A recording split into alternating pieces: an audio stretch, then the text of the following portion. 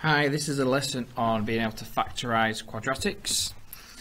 So in an exam, when you see a quadratic like this in the form of ax squared plus bx plus c, you know it's going to be a quadratic that factorizes into two brackets. So when you factorize into two brackets, it's always where there's not a number in front of your x squared, it's always going to start with your two brackets, x there and an x there. So when that gets multiplied, it makes your x squared. And then the trick to work out what goes in these two bits of your brackets is we look at the end number, and we've got to think of two numbers that multiply to get 24, but then adds to get 14.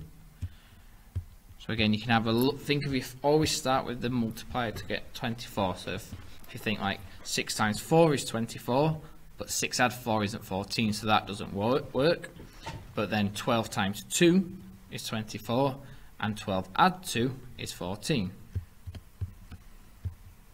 So it's going to be plus 2 plus 12 in your bracket. And if you ever want to try it or to see if it works, again, just expand your double bracket out and you should get back to your question. So if we look at this next one, again, we've got some negatives in now. So again, you'd set it up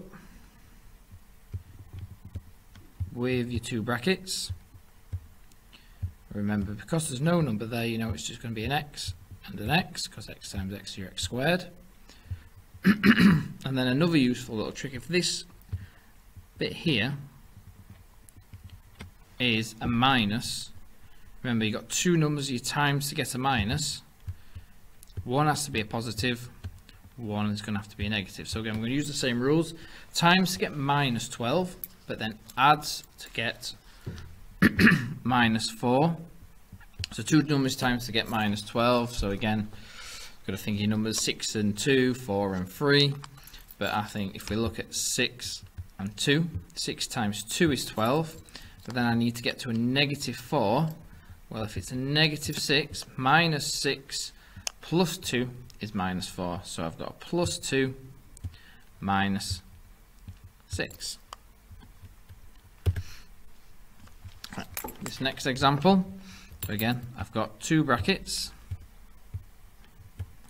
like this one. And again, it's going to times to get a positive, but add to get a negative. So again, what that means, the only way we can times two numbers together and make it a positive, but when you add it gets a negative, is that both of our numbers need to be a negative.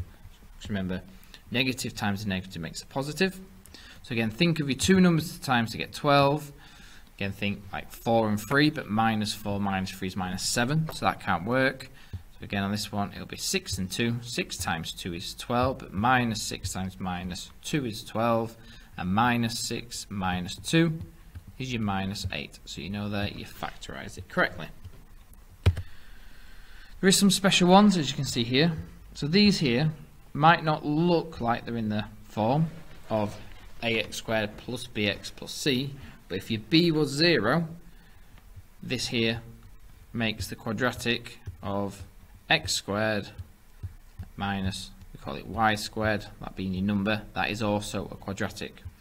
And the way it works to get that middle bit to disappear is, again, you still need your x there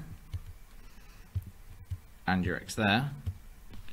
So that makes your x squared, but then to make your minus 36, remember, like we said before, one needs to be positive, one needs to be negative.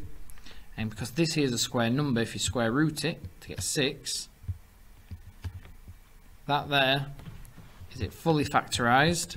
So remember, if we expanded this, you get x squared, you get a plus 6x, and then a minus 6x. Plus 6x minus 6x makes it 0, and this is why it works for 6 times minus 6 is your minus 36. So again, just using that for here, remember this is your square number, so if you make that one a 2x, bracket 2x, and then remember it's going to have to be a plus and a minus because it's a minus 81, square root that to get 9, plus 9 minus 9. So your brackets will always be the same, but one's positive, one's negative.